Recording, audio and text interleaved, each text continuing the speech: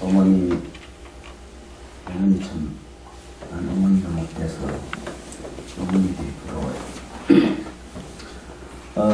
어버이 주일 되면 아버지 이야기는 안 하고 엄마 이야기만 계속해서 하니까 근데 사실 나도 엄마 이야기를 더 많이 하고 싶어요. 이 지상에도 정말 우리 목사님이 지금 설교하신 것과 같은 그런 내용을 담고 있는 노래가 있어요. 그 노래를 내가 지금 하모니카로 보여주려고 보시겠어요? 네.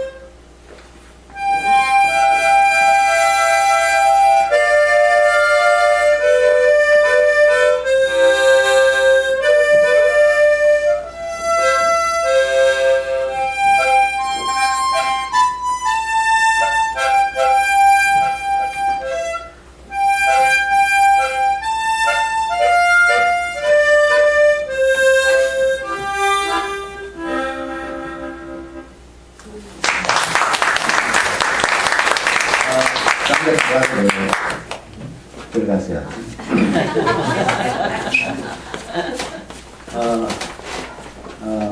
그래서 모르겠어요. 요새 그 10대 아이들은 이 노래를 아는지 모르겠어요. 알아? 음만 알아. 음만 안 돼요. 20대 알아요? 20대 없어. 30대 이 노래 알아요? 가사도 알아요? 네. 그러면 30대 이상은 다 아는 거예요. 이 노래는 제목이 우리나라 말로는 즐거운 나의 집, 홈, 스윗 홈 그런 노래. 존 하워드 페인이라는 그 미국의 극작가가 가사를 만들고 비숍이라는 분이 이렇게 곡을 붙인 그런 노래인데 이 집, 홈과 같은 곳은 없다. 홈과 같은 곳은 없다. 그런 말. 그렇습니다. 가정은 사실은 땅에 있지만 땅에만 나쁜 것만 있나요? 가정은 땅에 있지만 여기가 천국이랍니다. 가정은 지상의 낙원이랍니다. 그래서 홈, 스윗 홈. 뭐 5월달에 나가면은 정말 자연이 정말 아름답잖아요. 매일같이 아름다운 것을 보면서 5월은 정말 굉장히 여왕이구나. 5월은 정말 행복하구나. 그렇게 느끼지만은 그래도 5월이 정말 행복한 것은 거기에 어린이날들. 온갖 좋은 거는 5월달에 다 모였어요. 어머니 날도 있고 어버이날도 있고 스승의 날도 있고 다 여기 모여 있습니다. 그래서 5월을 우리는 가정의 달이라고 하고 그래서 우리는 5월을 맞으면 가장 행복한 그런 느낌을 갖습니다. 그런데 가정이 그렇게 달콤한 이유가, 그렇게 스윗한 이유가 뭘까요? 가정이. 그것은 거기에 어머니, 아버지가 계시기 때문에 그렇습니다. 고향에 계신지 모르겠지만은 여러분 고향이 있습니까? 고향, 서울이 고향인 분들도 있죠. 서울이 고향인 분들도 그래도 옛날에 어린 시절을 이렇게 생각해 보면 그래도 고향 생각이 나잖아요. 근데 나처럼 저 지리산 두메 산골 이런 데가 고향인 사람은 고향, 정말 이 고향이란 말은 정말 이 마음을 이렇게 흐뭇하게도 해주고 편안하게도 해주고 또 설레게도 해주고 또 이렇게 사무치게도 해주고 하는 그 말이 고향이란 말인데, 그 고향 하면 고향집에 계신 아버지, 어머니, 고향집에 계신 어머니, 아버지가 항상 그게 연결이 되기 때문에 고향이라는 것이 그렇게 우리 마음에 보금자리가 되고 그렇습니다. 정말 돌아가고 싶고 또 생각하면은 어머니 아버지 이렇게 생각하면은 나이 들었지만은 눈시울이 뜨거워지고 그렇습니다. 사실은 나이가 들면 들수록 여기 젊은 사람들도 있고 중년도 있고 노년도 있고 다 있는데 나이가 들면 들수록 더 새록새록 이렇게 느껴지는 게 자기 부모님의 어떤 그런 감정이죠. 사람 그렇습니다. 어머니 아버지 그만큼 정말 나를 사랑하고 내가 갚을 길이 없는 그런 은혜를 베풀어 주시는 분 세상에 누가 있습니까? 하나님일까요? 하나님보다 더 우리 부모님일까요? 그런 생각을 할 때가 있습니다. 정말 어머니 아버지 있음에 늘 감사드리면서 또 오늘 우리 성경에서 이런 대로 그분들께 지금은 순종할 길이 없지만 지금은 순종할 길이 없잖아요. 돌아가신 분들은. 오늘은 신약 성서 속에 있는 우리가 잘 아는, 우리가 너무너무 잘 아는 아버지, 어머니 이야기를 같이 나누면서 자식된 우리, 그리고 또 아버지 되고 어머니 된 우리 그 참모습을 한번 찾아가보자 그렇게 생각합니다. 첫 번째 아버지 이야기는 대표적인 아버지 이야기가 탕자의 아버지 누가복음 15장. 우리가 너무나 잘 아는 이야기입니다. 두 아들이 있었는데 맏아들은 아주 착실했어요. 우리 집 같아요. 나도 형제가 3형제인데 우리 형이 굉장히 착실한 사람이었어요. 나는 이 둘째 아들 같은 사람이었어요. 내가 둘째 아들이었고. 근데 이 둘째 아들이 아버지에게 좀 크면서, 둘째 아들은 좀 크면서 좀 아버지를 좀 불안하게 하기도 하고 염려도 끼쳐주고 걱정도 끼치고 하는 그런 아들이었던 것 같아요. 자기 유산을 미리 달라. 그래서 그걸 가지고 아버지가 정말 아버지로부터 완전히 그냥 떨어져 갈 수 있는 그런 곳으로 갔습니다. 그리고 제멋대로 살았어요. 성경에는 허랑방탕했다 그렇게 되어 있어요. 허랑방탕하니까 돈이 금방 떨어질 수밖에 없지. 아무 돈이 많이 있어도. 그래서 오갈 데가 없는 신세가 돼서 비로소 그때 아버지를 생각하고 아버지 집을 생각하고 이 사람들이 그런 겁니다. 자기가 막 괜찮을 때는 아버지 생각 안 해요. 막 괜찮을 때는 어머니 생각 별로 안 해요. 근데 자기 형편이 굉장히 딱해졌을 때 그때 아버지를 생각하게 되고 어머니를 생각하게 되고 참 다행한 일입니다. 그래서 내가 이제 아버지께 돌아가서 용서를 구하자. 그렇게 용기를 내서 아버지 집으로 돌아갔지 않습니까? 아버지는 아들이 나간 후에 밥맛이 있었겠습니까? 잠이 제대로 왔겠습니까? 근데 많은 세월이 지났어요. 근데 어떤 날 저 동구밖에 멀리서 어떤 사람이 하나 건들건들 힘없이 돌아오는데 딱 보니까 자기 아들. 아버지는 알거든. 아버지니까. 다른 사람 모를 수 있어요. 그냥 아버지는 아버지니까 알아봤어. 그래 알아채리고 달려나와서 거짓골을 한 그 목슬럼을 껴안고 우리가 성경에 있는 대로 이걸 맞추고 그냥 송아지를 잡아서 맛있는 거 해주고 좋은 옷도 입혀주고 가락기도 끼워주고 신발도 신겨주고 뭐 그런 이야기입니다. 어째서 아버지는 그 아들을 그렇게 대할 수가 있었을까? 거기 또 다른 한 남자가 등장하잖아요. 형이 등장해서 불평을 하잖아요. 저 새끼 나가서 시큰 지멋대로 막 그냥 오역질하면서 미국까지 가가지고 막 그런 나쁜 짓 하면서 그러면서 돌아온 놈을 아버지가 책망도 하나도 안 하고 그리고는 그냥 나가서 이렇게 해주는 거 보니까 너무 눈꼴을 해서 볼 수가 없었어. 형이 막 원망을 하지 않습니까? 그 형이니까. 형은 그럴 수가 있어요. 우리 형제가 왜 이렇게 지낸다는 게 굉장히 중요한 거지만 그 쉽지 않잖아요. 나는 우리 교회에 세 자매가 얘기인데 보니까 천사들 동생 같아. 이렇게 왜 이렇게 지내는 게 천사 같아요. 형제는 서로 좀 질투할 수도 있어. 형이 잘 살고 동생이 못 살면 동생이 형을 좀 안 좋게 생각할 수도 있어요. 또 잘 사는 형이 동생은 너는 자식아 맨날 그렇게 놀고 그냥 맨날 그렇게 했으니까는 그 모양 그 꼬라지가 됐지. 그렇게 할 수 있어. 그런데 아버지는 아버지이기 때문에 절대 그렇게 하실 수가 없어. 성경에 보니까 측은히 여겼어. 측은히 여겼어. 아버지는 그 아들이 불쌍하게 느끼지. 형은 미워. 돌아오면 가서 뒤지지. 왜 왔어? 이렇게 생각했는데 아버지가 볼 때는 그 아들이 너무나 측은해. 그래서 그렇게 해준 겁니다. 우리가 아는 대로 탕자의 비유는 탕자의 비유가 아니고 아들을 맞아주는 아버지의 비유죠. 그래서 예수님께서 그려놓은 아버지 상입니다. 예수님께서 그려놓은 하나님 상입니다. 따지지도 않고 묻지도 않고 그런 말 있지 않습니까? 따지지도 않고 묻지도 않고 돌아온 아들을 맞아주는 아버지. 어디 그런 아버지가 옛날에 있었겠습니까? 예수님 이전에?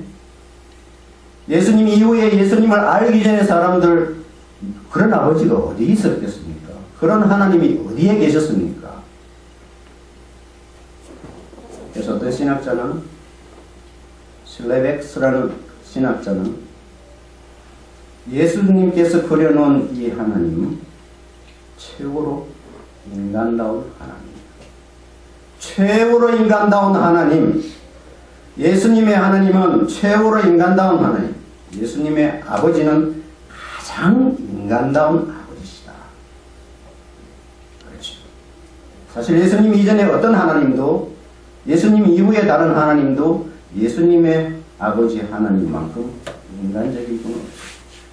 하나님의 모습은 다 사라지고 인간, 정말 인간적인 최고의 인간 같은 그런 인간적인 하나님, 그 모습. 이전에 하나님은 덜 인간적인 하나님이었어요. 우리 구약 성경을 읽으면은 하나님 좀 이상하다 이런 생각 들지 않습니까? 이런 하나님을 왜 믿어? 이런 생각이 들지 않습니까? 그런데 예수님이 말씀하시는 하나님, 예수님이 말씀하신 아버지는 우리가 전적으로 고개를 숙이고 전적으로 공감하고 전적으로 존경할 수 있고 전적으로 예배할 수밖에 없는 그런 하나님, 그런 아버지. 그렇습니다.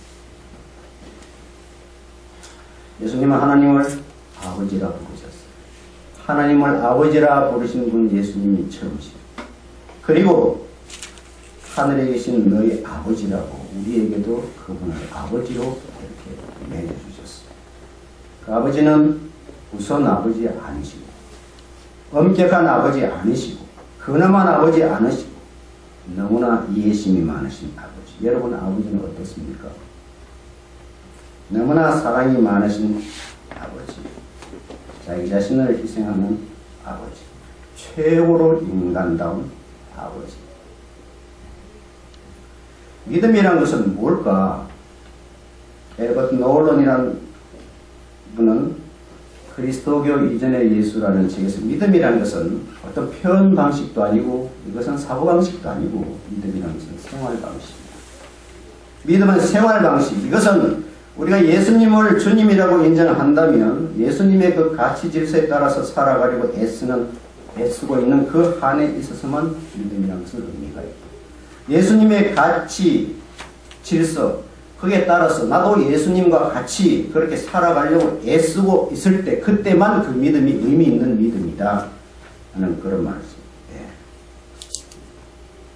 예수님 이후에 아버지들이 달라지기 시작했어요. 사실 과거의 아버지들은, 로마 시대 아버지는 보면 자기 자식들을 그냥 막 버렸습니다. 아들 낳으면, 딸을 낳으면 아버지 앞에 먼저 이렇게 내놓게 돼 있어요. 아버지가 보고 이거는 약해서 인간이 안 되겠다 갖다 버려. 그러면 버리는 겁니다. 우리나라도 아버지가 자식을 처분을 했습니다. 예수님 이후에 아버지들이 달라지기 시작했어요. 이 아버지를 보고, 예수님이 이야기해 주시는 이 아버지를 보고 달라지기 시작했어요. 탕자의 아버지를 닮으려고 애쓰기 시작했습니다. 애먹인 자식들 얼마나 많아요. 그런데도 불구하고 그 자식을 이렇게 이해해주고 감사 안아주고 희생하고 그렇게 애쓰는 아버지가 되고 많이 애씁니다. 나는 우리 아버지를 그렇게 생각하면 그때 참 우리 아버지도 굉장히 이해심이 많으신 분이었다. 그런 생각을 하게 됩니다. 이해한다는 것은, 누군가를 이해한다는 것은 그 아픔을 자기가 갖는다는 겁니다. 아픔을 갖지 않고는 이해가 되지가 않죠.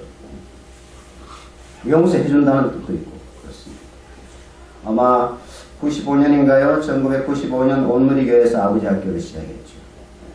우리나라의 아버지 학교의 교시가 거기서 시작이 된 것 같은데, 그리고 난 이해를 지금은 좀 큰 교회들은 아버지 학교를 다 합니다. 천주교에서 다 하고. 그 아버지 학교 보통 한 4, 5주간 그렇게 계속하는 그 학교에 마지막에 가면은 그 남자들이, 그 장년들이 이 사회에서 여러 가지로 사회생활을 하면서 힘든 그 남자 아저씨들이 자기 아버지를 생각하면서 그 아버지에게 편지를 씁니다. 그리고 그 편지를 읽으면서 막 울어요. 아버지를 이해하게 됐다는 것이죠. 우리는 예수님의 아버지, 하나님, 예수님의 아버지 이야기, 그 탕자의 아버지 이야기를 들으면서 우리 아버지들을 다시 생각하게 되고, 아버지로서 나를 다시 생각하고 그렇게 됩니다. 어머니, 우리 감사해야, 아버지께도 감사한 마음을 늘 가져야 합니다. 두 번째는 마가복음 7장에 있는 그 어떤 어머니 이야기죠. 예수께서 두로 지방으로 가셨습니다. 집에 들어가셨어요. 근데 귀신 들린 그 딸을 가진 어떤 어머니가 그 그리스 여인이었죠. 예수님을 찾아와서 발 앞에 엎드려서 자기 딸을 고쳐달라고 간청을 했습니다. 예수님이 그 간청을 듣고 평소에 예수님하고는 전혀 다르게 아이들을 먼저 배불리 먹어야 한다. 아이들이 먹을 빵을 개들에게 던져주는 것은 옳지 않다. 이런 말씀을 하셨습니다. 그런데 그 여인의 대답이, 주님 옳습니다. 그렇지만은 상 아래에 있는 개들도 아이들이 흘리는 부스러기를 얻어먹습니다. 그렇게 얘기했습니다. 성경에 보니까 예수님께서 이렇게 말씀했습니다. 내가 그렇게 말하니 돌아가거라. 내가 그렇게 말하니 돌아가거라. 귀신이 내 딸에게서 나갔다. 영어 성경에는 보니까 for such a place, such a reply. 네가 그렇게 그런 대답을 하는구나. 네가 그런 대답을 하니까 일본 성경책에도 그렇게 돼 있어요. 그렇게 대답하는구나. 우리는 존심 이야기하죠. 존심. 여러분 존심 있습니까? 존심 이거 건드리면 어떻습니까? 참을 수 있습니까? 제일 못 참을 수 있는 거. 다른 건 다 참아도 이건 내가 못 참어. 자, 그 존심을 건드리는 거죠. 자존심. 가장 버리기 어려운 거. 내가 가장 덮어버리기 어려운 거. 이게 자존심 아닙니까? 자존심이 한번 상하면 다른 사람 몰라도 내 속으로 내 자존심이 상하면 그것 때문에 내가 밤에 잠도 잘 수가 없고 일을 할 수도 없고 자존심 때문에 부부싸움 자주 하잖아요. 뭐 대단한 것 가지고 합니까? 부부싸움 대단한 것 가지고 하는 분 얘기 있습니까? 나도 자주 하긴 하는데 대단한 것 가지고 하지 않아요. 말 한마디 가지고 하는 거야 그냥. 저는 나를 남편으로 여기는 거야. 뭘 여기는 거야? 그겁니다. 나를 뭐 당신 아내로 생각하는 거야? 그겁니다. 자존심 상한데. 그 때문에 그냥 확 그냥 뛰쳐나가고 그 때문에 심지어 이혼하고 별거 아닌 것 가지고 다 지나고 난 다음에 생각해보면 아무것도 아니었는데 그거 가지고 그때 못 참아가지고 그 때문에 직장을 박차거나 자존심. 만약에 이 여인이 이 엄마가 예수님이 걔들한테 던져주는 것은 옳지 않다. 얼마나 자존심 상하는 이야기입니까? 내 같으면 돌아왔을 거야. 나는 성격이 좀 내성적이기 때문에 거기서 확 하진 않지만은 그러고 그냥 돌아와 버려. 차를 죽어버리지 뭐. 그렇게 하고 그냥 와버려요. 근데 이 여인은 그렇게 하지 않았어요. 만약에 자존심 상해서 그냥 가버렸어요. 만약에 성질이 급해가지고 예수님한테 막 대들었으면 그러면 이 이야기는 성경에 없는 이야기가 돼요. 무시당했지만 자존심이 상했지만 딸을 위해서 참았어요. 그리고 주님 오십니다. 그렇지만 상 아래에 있는 개들도 아이들이 흘리는 부스러기를 얻어먹지 않습니까? 어떻게 그렇게 말할 수 있었을까요? 그렇게 말했는 그 말 때문에 그렇게 말하니 네가 그렇게 말하니 다르게 말 안 하고 그렇게 말하니 네 딸이 귀신이 네 딸에게서 나갔다. 돌아가다 줬다. 예수님 말씀이시죠. 어떻게 그렇게 말할 수 있어요? 어머니이기 때문에. 언니였으면 절대 못하죠. 삼촌이었으면 못합니다. 어머니였기 때문에 어머니니까 그렇게 할 수 있었던 것이죠. 더 이상 우리가 이야기할 필요가 없죠. 자기 자녀를 위해서는 하지 못할 부끄러운 일이 어떻겠습니까? 우리가 어떤 어머니들 보면 창피하다 정말 어떻게 저럴 수 있어 할 만큼 좀 지나치다 할 만큼 하는 어머니들도 있지 않습니까? 자기 아들을 위해서 자기 딸을 위해서. 제가 학교에 있어 보니까요.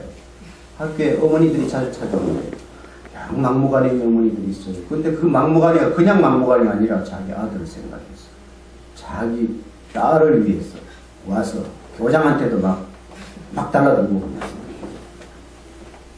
저한테는 안 달라들다. 그래.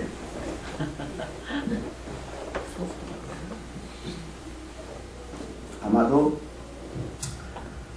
예수님도 자기 어머니 생각 안 하시겠습니까? 마리아 얼마나 고생했겠어요. 마리아는 이 예수님을 임신하고부터 얼마나 많은 수모를 겪었어요. 죽을 고비를 얼마나 많이 겪었어요. 그렇지만 자기를 낳고 자기를 키워준 그 어머니를 예수님 생각 안 했을 리가 없죠. 그러면서 그 이름도 없는 그 여인을 보면서 이 사람 속에도 자기 어머니 속에 들어있는 그 숭고한 사랑이 있구나.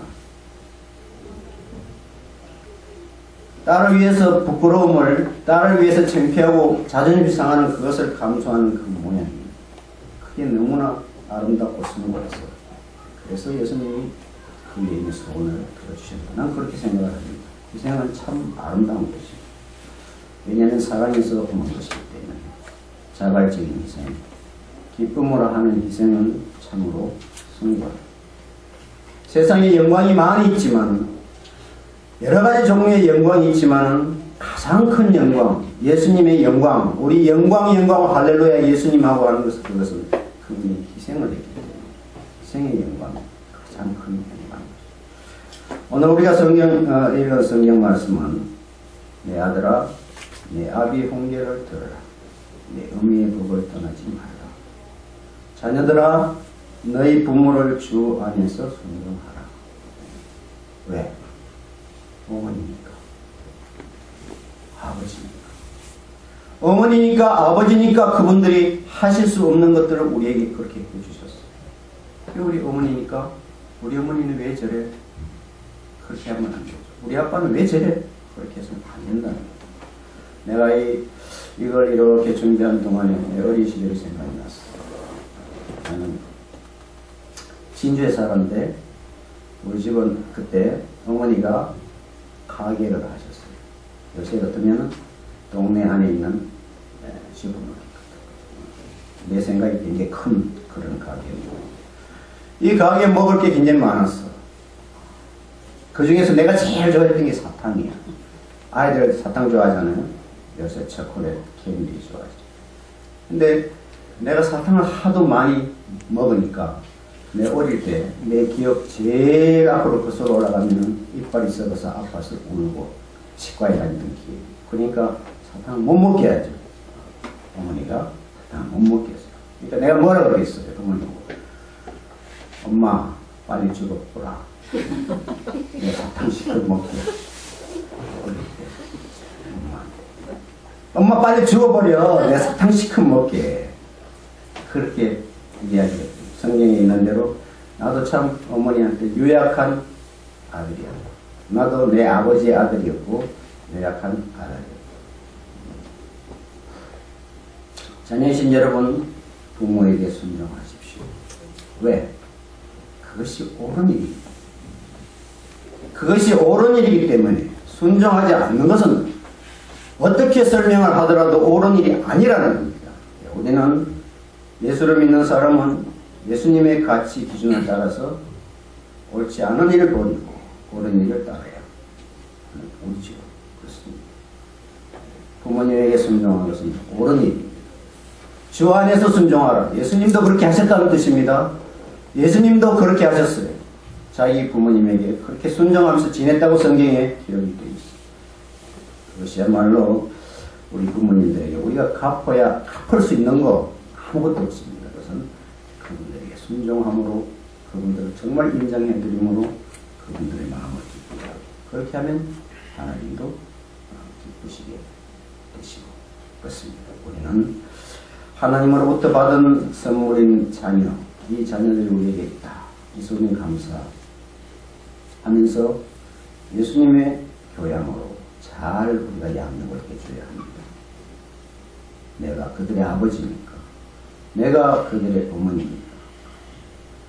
우리는 이 지상에서 하나님의 대리자이신 우리 아버지, 우리 어머니 예수님에 감사해야 합니다. 그리고 매사에 순종하면서 받들어야 합니다. 살아계실 때 그것이 옳은 일이기 때문에 그렇습니다. 나를 낳아주고 길러주신 아버지십니까? 어머니십니까?